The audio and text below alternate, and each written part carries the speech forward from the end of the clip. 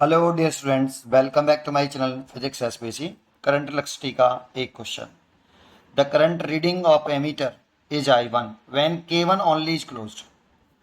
K1 only close, तो ये ammeter read कर रहा है I1 and I2 when K2 only is closed. अगर K2 को क्लोज करें, ओनली इसको ना करें, तो रीड कर रहा है I2।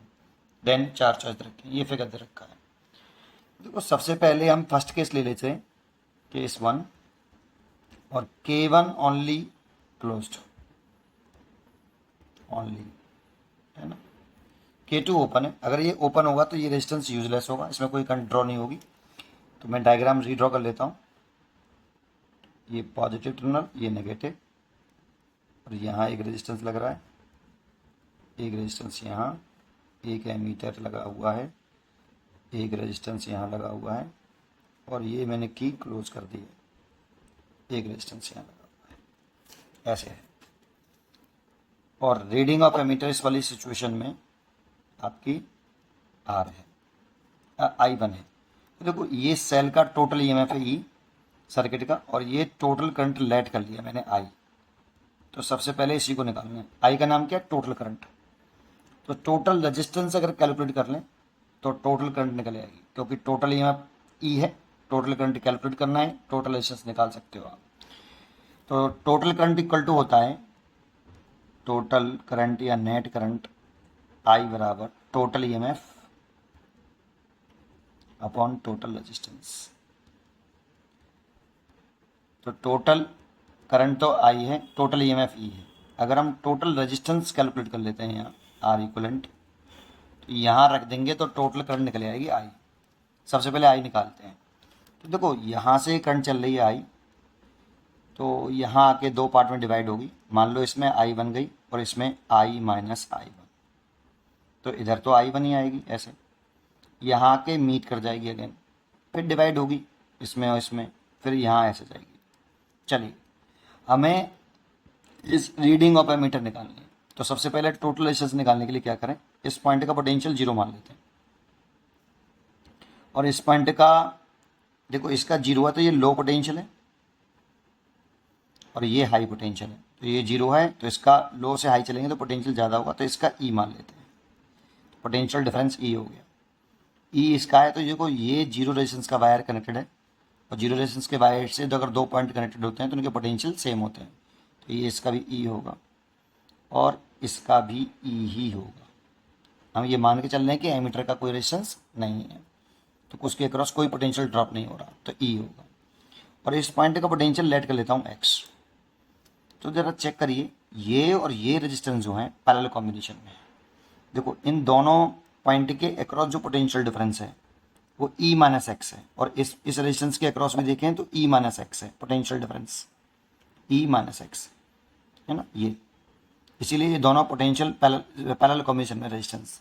तो इन दोनों का पैरेलल करेंगे तो पैरेलल का जो फॉर्मूला होता है आर इक्वलेंट का पैरेलल कॉम्बिनेशन में होते हैं, तो R1 R2 over R1 plus R2। दो के लिए वैलिड होता है ये, तीन के लिए नहीं। दो अगर पैरेलल में लगे हो तो ऐसे लगा सकते हो। देखो, इसका अगर पैरेलल करें तो R into are over 2R, इसे कैंसिल, दैट मीन्स R/2। तो इन दोनों का तो R/2 हो गया। ऐसे ये भी पैरेलल में, क्योंकि इसके across potential difference x minus के 0, और इसका भी पोटेंशियल डिफरेंस देख रहे हैं तो x माइनस 0 सेम है। तो पोटेंशियल डिफरेंस सेम होते हैं पैरेलल कॉम्बिनेशन में, तो ये भी पैरेलल में है। तो इसका डायग्राम रीड्रॉ कर लें तो कुछ इस तरह से होगा भाई। इन दोनों का पैरेलल करके एक कर लिया, ये आ गया R/2, इसका, और इन दोनों का एक कर लिया, ये भी आ गया आपका R/2। तो देखो, इस पॉइंट का पोटेंशियल ई था, इस पॉइंट का पोटेंशियल एक्स था, और इस वाले पॉइंट का पोटेंशियल 0, ऐसे, है ना। और ये इसका भी ई है। अब देखो, यहाँ से जो करंट ड्रॉ हो रही है आई, ये ऐसे चलेगी, और ये दोनों, तो ये दोनों रेजिस्टेंस जो है सीरीज कॉम्बिनेशन में, तो टोटल रेजिस्टेंस जो आया आर इक्वलेंट जो आया सीरीज में है, इसीलिए R/2 plus R/2, that means total resistance हो गया आपका R। तो इसीलिए टोटल करंट आ गई E बराबर E अपॉन R। लेकिन हमें ये कैलकुलेट थोड़ी करनी है, हमें तो एमीटर कितना रीड कर रहा है उसको निकालना है। तो यहाँ से टोटल करंट आ रही है आपकी I।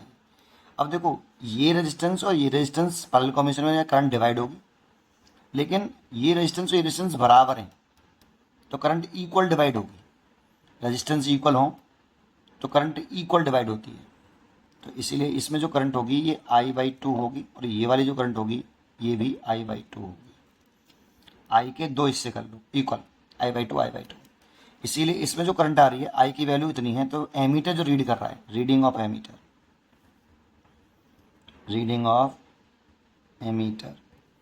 I1 equal to I/2, और करंट उसमें ज़्यादा जाती है जिसका रेजिस्टेंस कम होता है, लेकिन यहाँ रेजिस्टेंस इक्वल है तो करंट इक्वल डिवाइड होगी, इसीलिए IE/2R इतनी रीडिंग ऑफ एमीटर है फर्स्ट केस में।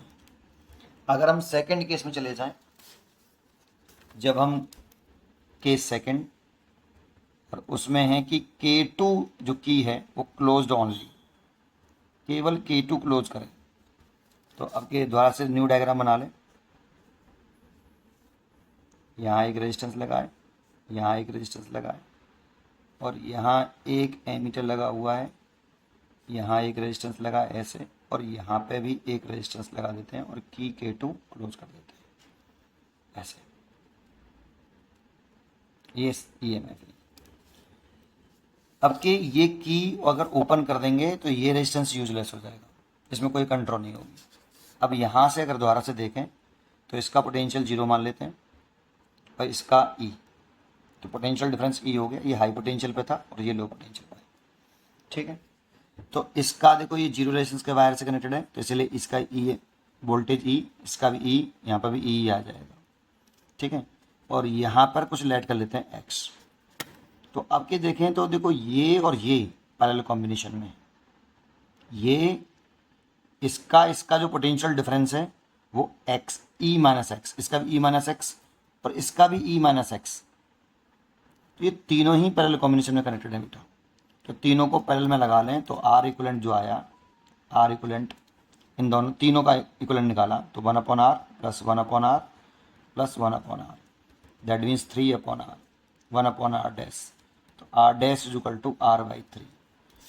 देखो इसके अक्रॉस पोटेंशियल डिफरेंस E-X, इसके अक्रॉस भी E-X और इसका भी अक्रॉस E-X, तो तीनों के अक्रॉस पोटेंशियल डिफरेंस सेम है, दैट मीन्स ये तीनों पैरेलल कॉम्बिनेशन में है। तो इसका नया डायग्राम कुछ इस तरह से बन जाएगा। इन तीनों का एक कर लिया, ये R/3 आया और ये इस तरह से लगा हुआ है इसके साथ R। इसका मैंने X मान रखा है, इसका E और इसका 0, और ये EMF E है। यहाँ से करंट ऐसे चल रहा है, अब करंट ऐसे चलेगा और ये टोटल करंट है बेटा आपकी, ये जो करंट निकालने हैं हम ये टोटल करंट निकाल लेंगे ऐसे। तो इसमें ये और ये अब सीरीज में है, तो टोटल रेजिस्टेंस जो आया R इक्वलेंट इसका ये आया R plus R/3, that means 4R/3। इसीलिए जो टोटल करंट है इस वाली सिचुएशन में, total EMF E upon total resistance, तो E ओवर 4R/3, 3 ऊपर पहुंच जाएगा। तो इसमें जो करंट आ रही है ये वाली, ये 3I/4R आ रही है, ये टोटल करंट है आपकी, सॉरी 3E है यहाँ पे, इतनी करंट है। अब इसको अगर ध्यान से देखें तो यहाँ पर ये करंट डिवाइड हो रही है दो पार्ट में, लेकिन इसको अगर हम ऐसे रीड्रॉ कर लें तो ज़्यादा बेटर है कि ये आपका E और यहाँ से ऐसे गया, इसका रेजिस्टेंस R, इसका भी R, और ये इस तरीके से एमीटर लगा रखा है और इन दोनों को एक कर लेते हैं, ये R/2। अभी ये और ये पैरेलल में है और पैरेलल में निकालें तो इन दोनों का अगर टोटल निकालते हैं, इन दोनों का टोटल, तो इन दोनों का जो टोटल आएगा वो R into R over 2R, इससे कैंसिल, दैट मीन्स R/2। ये पैरेलल कॉम्बिनेशन का भी मैंने फॉर्मूला बताया था, ये 2 के लिए लगा सकते हैं, बट 3 के लिए लगाना फिर तो इस तरह से करना पड़ेगा, है ना। तो ये आपका R/2 आ गया और ये आपका R है। अब देखो यहाँ से ये करंट जो आ रही है I, जो कि कितनी है 3E/4R, ये दो पार्ट में डिवाइड होगी। यहाँ पे मान लो इसमें I2 है और इसमें I1, तो हमें I2 निकालना है कि I2 की रीडिंग कितनी है, इसे कुछ और मान लो, I1 डैश मान लो, है ना। तो ये हमें इसकी रीडिंग निकालनी है सेकंड केस में, क्योंकि ये अभी इक्वल नहीं है तो करंट इक्वल डिवाइड तो होगी नहीं, तो फिर कैसे करें, बट इसका पोटेंशियल डिफरेंस अगर x है और इसका E है, इसका 0 माना था हमने, तो देखो इसके अक्रॉस पोटेंशियल डिफरेंस कितना है, E माइनस एक्स, और इसके अक्रॉस भी कितना है, E माइनस एक्स। तो ये पैरेलल कॉम्बिनेशन में तो लिख लें कि हमें I2 रेशियो I1 लिख लेते हैं। अब करंट इज इक्वल टू होता है पोटेंशियल डिफरेंस अपॉन रेजिस्टेंस, ये पोटेंशियल डिफरेंस है। तो I2 के लिए लिखें तो पोटेंशियल डिफरेंस लिख सकता हूँ मैं E माइनस एक्स, इस पॉइंट का पोटेंशियल E और इस वाले पॉइंट का x, तो इसके अक्रॉस देखें तो E minus x over resistance है R/2 रेशियो। अगर मैं इसमें देखूं तो पोटेंशियल डिफरेंस है E माइनस एक्स ओवर, इसमें देखें तो कितना लिख सकते हैं हम, करंट है ओवर रेजिस्टेंस कितना है आपका R। तो देखो इसमें से ये तो कट जाएगा, ये कट गया और 2 पर पहुंच गया, तो 2/R रेशियो 1/R, और R से R कट जाएगा तो ये 2/1, ये I2 रेशियो I1। अब इसमें अगर आपको I2 निकालना है तो I2 लिख सकते हो, I2 बराबर, I2 लिख रहे हैं तो 2 लिख लेंगे डिवाइड बाई, इन दोनों को ऐड कर लेंगे 2 + 1 है ना, ये 2 + 1 और ये इन दोनों को ऐड कर लेंगे, दैट मीन्स I1 + I2, और जो I1 + I2 है वो आपकी ये है, इसे कमेंडेंडो एंड डिविडेंडो थ्योरम बोलते हैं।